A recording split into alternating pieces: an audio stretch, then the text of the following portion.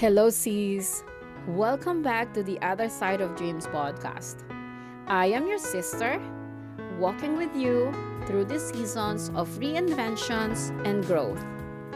I'm still on the journey too, but I've walked far enough to see what is possible. This is where midlife women rise, rediscover purpose, and build what's next. And if I can do it, so you can. Quick housekeeping. What I'm sharing here is from my life experiences and what I've learned along the way. This is not a therapy. And if you need help, please seek a professional support when you need it. This is the lesson 2 in our series, Lesson We Learned Too Late. And if you haven't heard episode 11 yet, go back and listen to that first, because they build on each other. There's something that no one warned you about when you became the strong one. At first, it feels like a compliment. You're dependable, capable, the calm in the chaos, and the one people call when everything falls apart.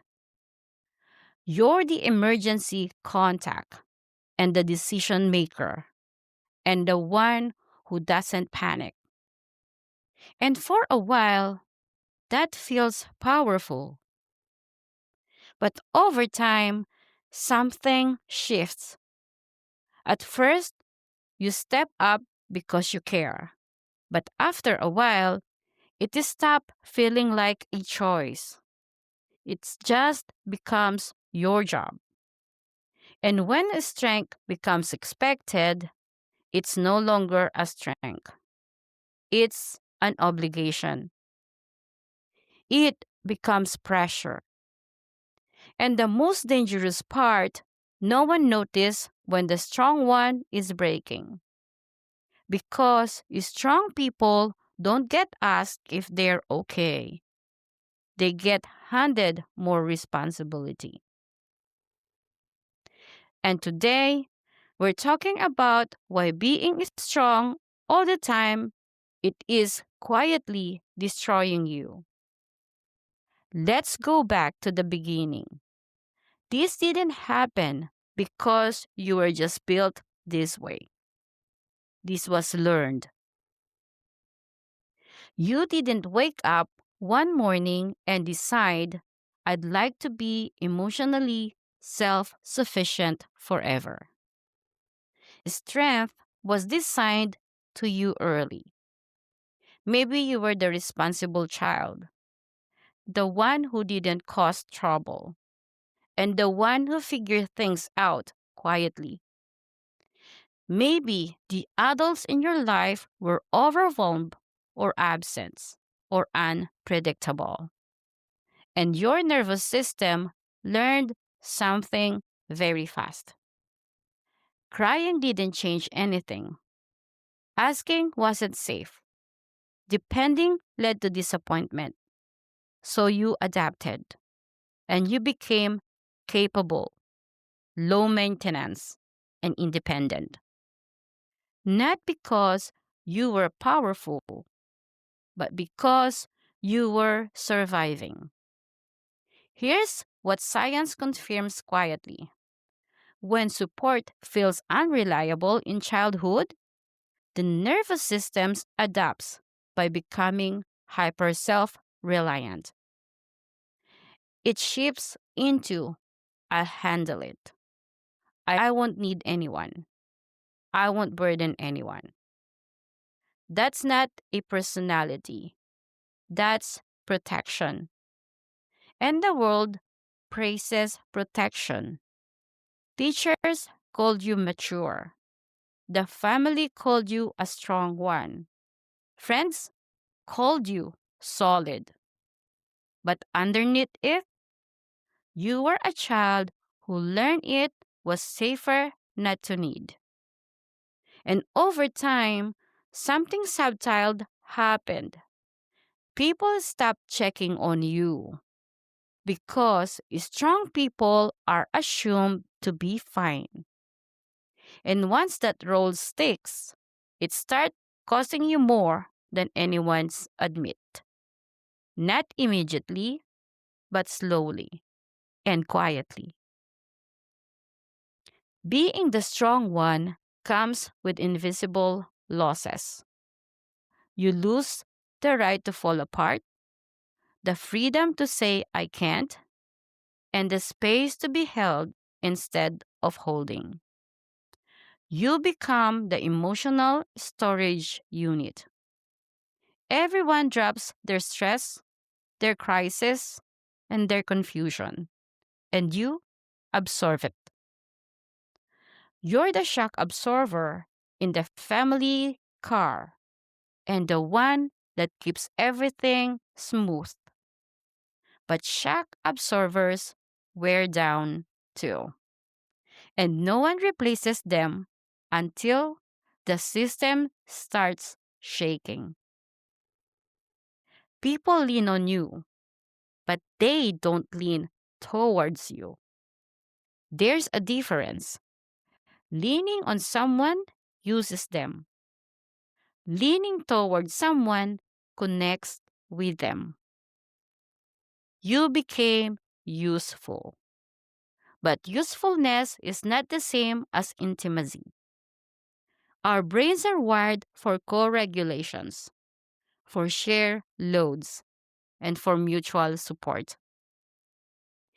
Being seen and supported isn't emotionally luxury, it's biological safety. So, when you are always the giver and rarely the receiver, your nervous system doesn't call that noble. It calls that chronic stress.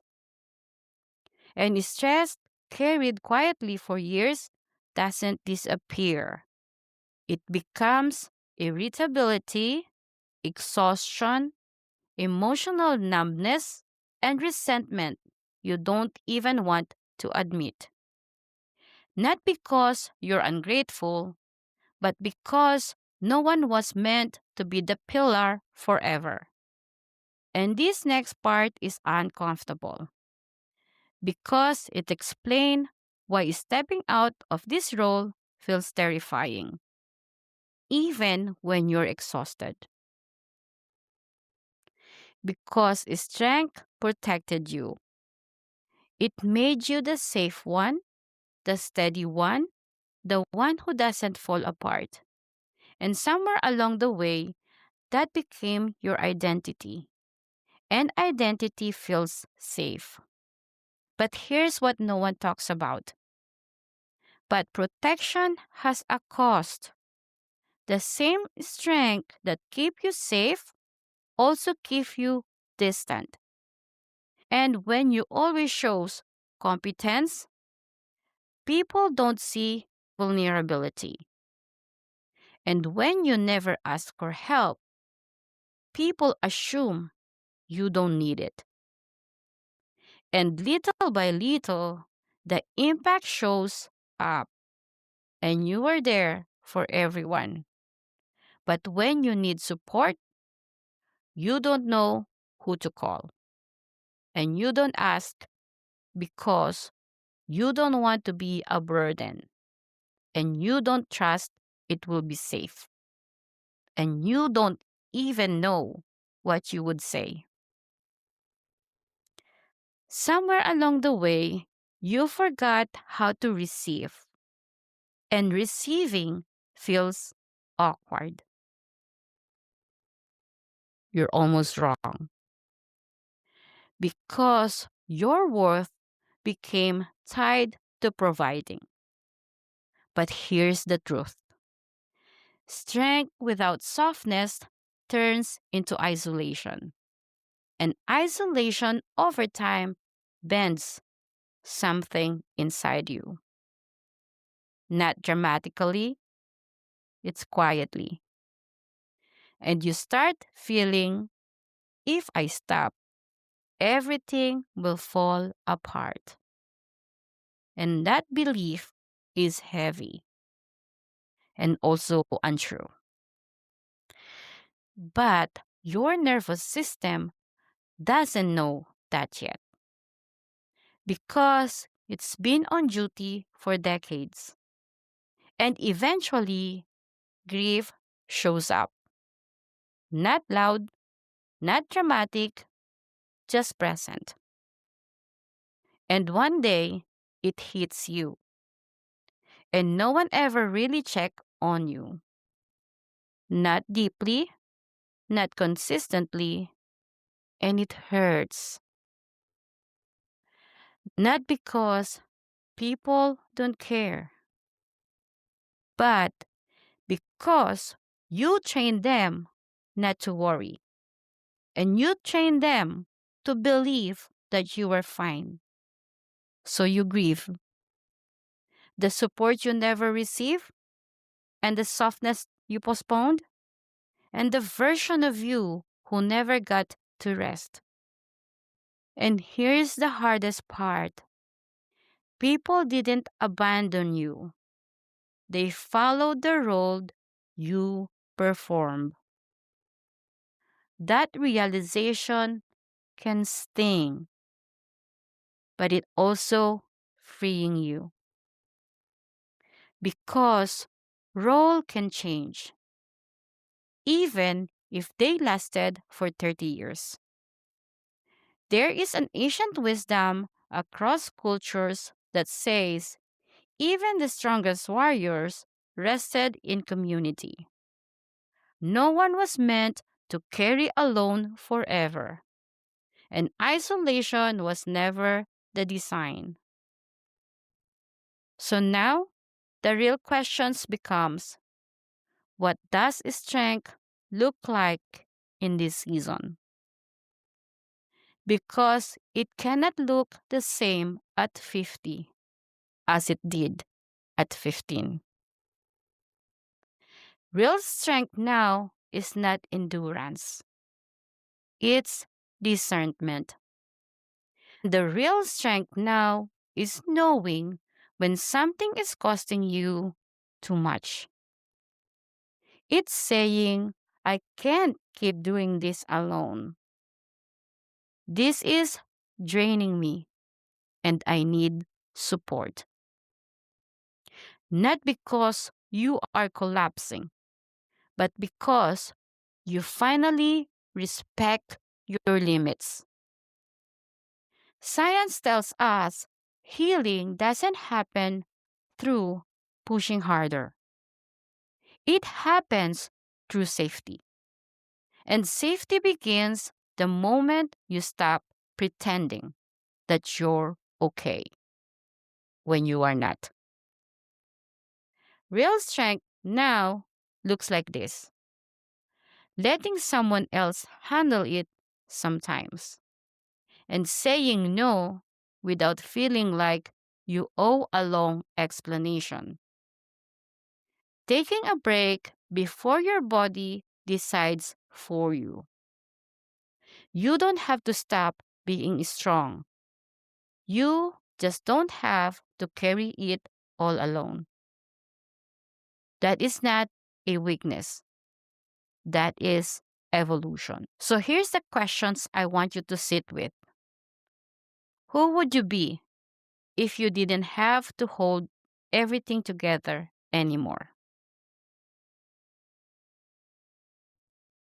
Would you be softer, more creative, less tired, and less resentful? That question isn't meant to scare you. It's meant to invite you. Next episode in Lesson 3, we're going to talk about why letting go feels like a failure, even when it isn't. If this episode stirred something in you, don't rush to fix it. Just notice it. Because your nervous system has been strong for a long time, and it deserves gentleness too. You don't need answer yet, just honesty. And that's enough for today. Thank you for being here today. If you enjoyed this conversation, follow the shows and share it with a woman who needs it. And if you have a story or topic in your heart, reach out. This space is open.